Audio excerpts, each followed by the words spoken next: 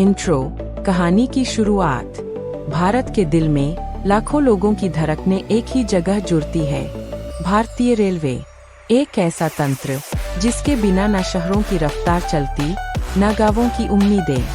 आज हम जानेंगे भारतीय रेल कैसे कमाती है, कितना कमाती है, कहाँ नुकसान होता है, कितनी ट्रेनें रोज चलती है और क्यों यह दुनिया की सबसे बड़ी कहानियों में से एक है। तो चलिए पटरियों पर दौड़ती इस महान कहानी में कदम रखते हैं। पार्ट 1, दुनिया की सबसे बड़ी रेलगाड़ी। कल्पना कीजिए, सुबह 4 बजे कहीं से शंखनाद जैसी आवाज आती है, ट्रेन की सीटी।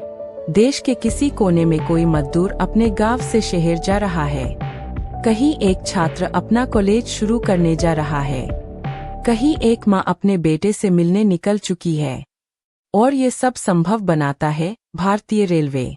भारत में रेलवे की कुल लंबाई 68,500+ किलोमीटर। रोज चलने वाली यात्री ट्रेनें लगभग 13,000+। साल में चलने वाले यात्री 6.9 अरब 690 करोड़ से अधिक। Railway station 7,300+। यानी पूरी दुनिया में आप जितनी भी रेलगाड़ियां देख ले, भारतीय रेलवे का पैमाना उनसे कहीं आगे है। पार्ट 2, रेलवे कमाती कैसे है। भारतीय रेलवे की आमदनी 2 बड़े हिस्सों से आती है। एक पैसेंजर यात्री से कमाई।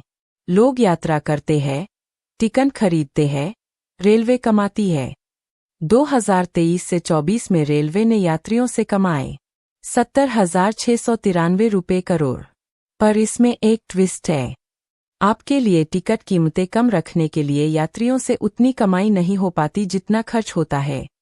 कई ट्रेनें घाटे में चलती है क्योंकि रेलवे एक सामाजिक सेवा भी है। 2 फ्रेट बटा गुड्स मालगाड़ी से कमाई रेलवे की असली ताकत। भारत के उद्योगों का बोझ ट्रेनों पर चलता है। कोयला, सीमेंट, स्टील, खाद, अनाज, कंटेनर, खनिज, ये सब मालगाड़ियां उठाती है। 2023 से 24 में मालगाड़ियों से कमाई 1,68,293 रुपये करोड़। आप इसे ऐसे समझिए, यात्रियों से रेलवे चलती है, लेकिन मालगाड़ी से रेलवे कमाती है। पार्ट 3, कुल कमाई और कुल खर्च। 2023 से 24 में रेलवे की कुल कमाई थी 2,56,093 रुपये करोड़। कुल खर्च था 2,52,834 रुपये crore. Salary, maintenance, engine, diesel, बिजली, नए ट्रैक, सुरक्षा। अंत में रेलवे ने कमाया 3,260 रुपये करोड़ का मुनाफा। यह छोटी राशि नहीं है क्योंकि इतना विशाल नेटवर्क चलाना खुद में चुनौती है। पार्ट 4, फिर नुकसान कहाँ होता है।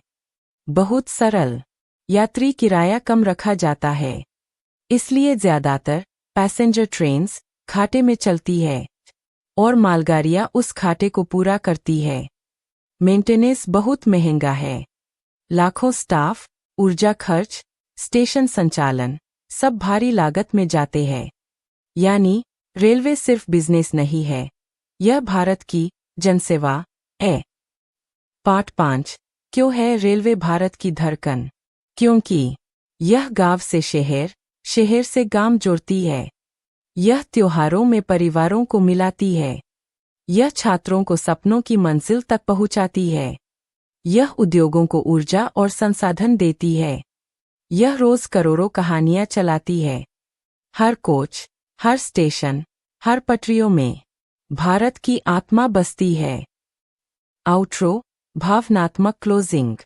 दोस्तों, भारतीय रेल सिर्फ एक मशीन नहीं, यह करोड़ों दिलों का सफर है। यह वह धागा है जो भारत को हिंदुस्तान बनाता है, जोड़ता है, बहाता है, चलाता है।